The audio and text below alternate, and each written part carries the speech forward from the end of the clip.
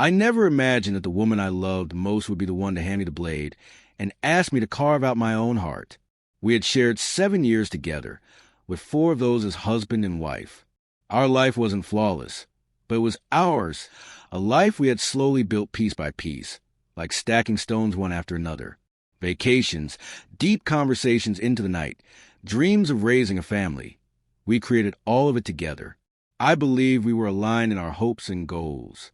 I couldn't have been more wrong. The change was almost imperceptible at first. She started spending more time out, first with coworkers, then with new friends whose names I'd never even heard before. Her phone became her fortress. She would grin at incoming texts and quickly flip her screen down whenever I walked near. I noticed a shift, of course, but I didn't want to become that man, the suspicious, jealous husband. I reassured myself that everything was fine, that this was just normal. That delusion crumbled one evening when we sat across from each other at our kitchen table. Without flinching, she dropped the first bomb. "I think we should open up our marriage," she said, her tone as casual as if she were suggesting we try a new coffee shop. At first, I laughed, waiting for her to join in. She didn't. "I'm serious," she said, her eyes steady. "It's healthy. People aren't meant to be caged. I need my freedom." Something deep inside me fractured, slowly, agonizingly. Still, I tried to reason with her. "Freedom?" I asked. "We built this life together. You already have freedom. Commitment is a choice we made, not a prison." Her gaze faltered, and for a split second I saw the guilt, but it was quickly buried under something harder, colder, stubbornness. Then came the second blow. "If you can't accept it, maybe we should get divorced." Just like that. No counseling. No attempt to fight for what we had. 2 options. Either share the woman I loved or walk away. That night, sleep never came. I lay awake, staring blankly at the ceiling, replaying her words again and again. Every memory we had built together. Every trip. Every quiet night in each other's arms. Flooded my mind, and I kept wondering how it could all now mean so little to her. For 3 days, I said nothing. I went to work, smiled when needed, pretended like nothing inside me was collapsing. But inside, I was a storm.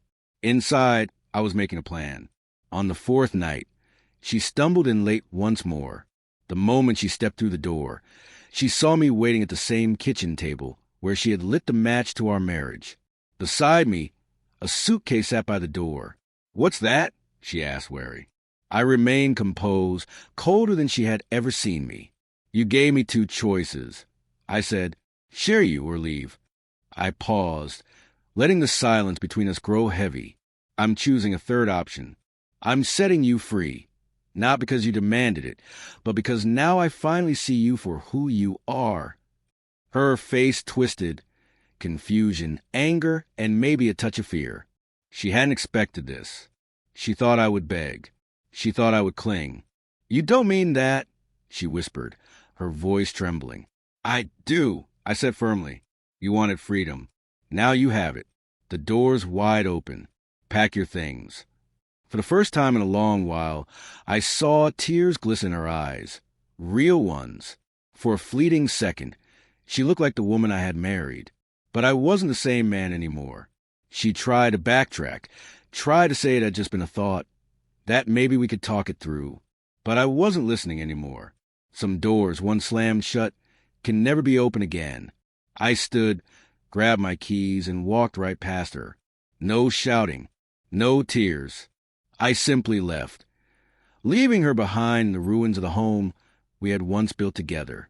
2 weeks later, the divorce papers were finalized. She tried reaching out afterward. A few messages I never answered. Mutual friends later told me that her freedom wasn't the paradise she had envisioned. Instead, the wide-open world she had craved swallowed her whole. I never wish her harm, but I also never look back. Because sometimes real strength isn't about clinging on to something broken. It's about knowing when to let go.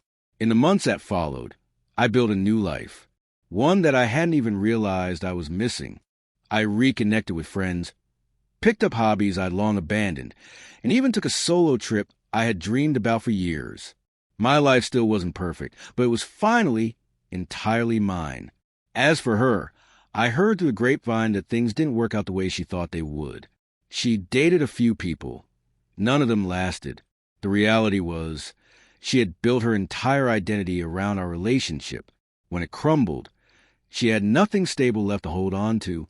The open life she had wanted turned out to be a temporary high, one that couldn't fill the empty spaces in her heart. I never looked back, not out of spite, but because I finally understood love should never demand that you sacrifice your soul just to stay. True love respects boundaries, honors commitment, and values the person standing beside you. She chased a freedom she didn't even understand, and in the process, she lost the most precious thing she had, me. And as for me, I learned that the hardest part wasn't leaving her. It was recognizing that sometimes the only way to keep your self-respect is to walk away from a choice that was never really a choice at all. I refused to accept her terms because I finally knew my worth. And when I walked out that door, I could breathe again, fully, deeply, freely.